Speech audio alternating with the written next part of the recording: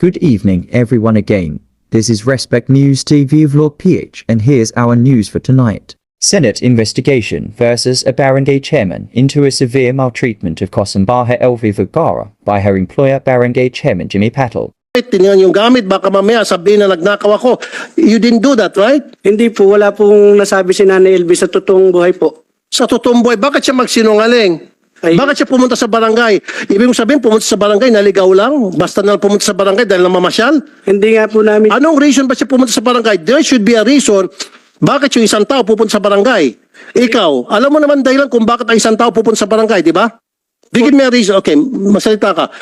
Anong dahilan bakit, kunyari ikaw, ako si chairman, bakit ka pupunta sa barangay? Ang ano ko nga... Hindi, pakisagot lang. Bakit ka pupunta sa barangay kung ako si chairman tapos ikaw yung kabarangay ko? Alam ko po, may kailangan po, pero po hindi... Exactly. Kaya ka pupunta sa barangay dahil meron kang kailangan, meron kang susumbong. Therefore, tama itong sinasabi ni Ma'am Elby, kaya siya pumunta sa barangay dahil meron siyang kailangan at yung kailangan na yun ay tulong mo. Sir, hindi naman po talaga ganun ang totoong nangyari. Yun po talaga yung nangyari. No, kasasabi mo lang sa akin pupunta ka sa barangay kung ikaw si ordinary citizen at ako si chairman, pupunta ka sa barangay, galing na sa bibig mo na pupunta ka sa barangay, ang isang tao pupunta sa barangay dahil may kailangan siya. Kaya lang, hindi mo inasikaso yung pangangailangan niya, hindi mo siya pinagsilbihan. Inasikaso ko po, sir. Ang una ko nga pong hakbang, pinalilinisan ko po dahil po panahon ng pandemic. Kaya nga, matapos mo siya palinisan, sana pinadoktor mo.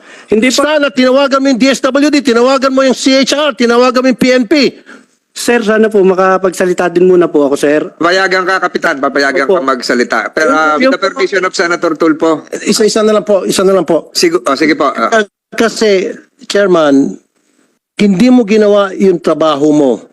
Sa magkanong kadahilanan na hindi mo ginawa yung trabaho mo ng tama. Kasi kung ginawa mo yung trabaho mo ng tama, hindi na sana lumala pa yung sitwasyon ni Ma'am LV.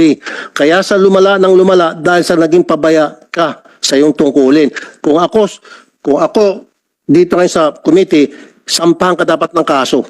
Dereliction of duty. The doctor of Nene LV Vergara said there were injuries have seen in the face of the victim resulting to her blindness. Most likely na nag-shrink na siya, non-functional na, hindi na rin siya gumagana. So bulag na talaga yung left eye. We will facilitate the surgery for the right eye, tapos re-evaluate again the vision. So yes, kung makakakita. Hindi pantay yung buto niya, yung cheekbone niya, hindi siya pantay. Alin po yung mababa? Mababa ang kaliwa. Tapos yung sa ilong medyo siya. Tabingi ang ilong. Sa tenga deformed ang tenga. So ibig sabihin may injury before na gumaling na. Once again, good evening. And thank you for watching Respect News TV Vlog PH. For updates of the upcoming news, please subscribe, like, share, view, comment Respect News TV Vlog PH so that you can be updated on news and sports.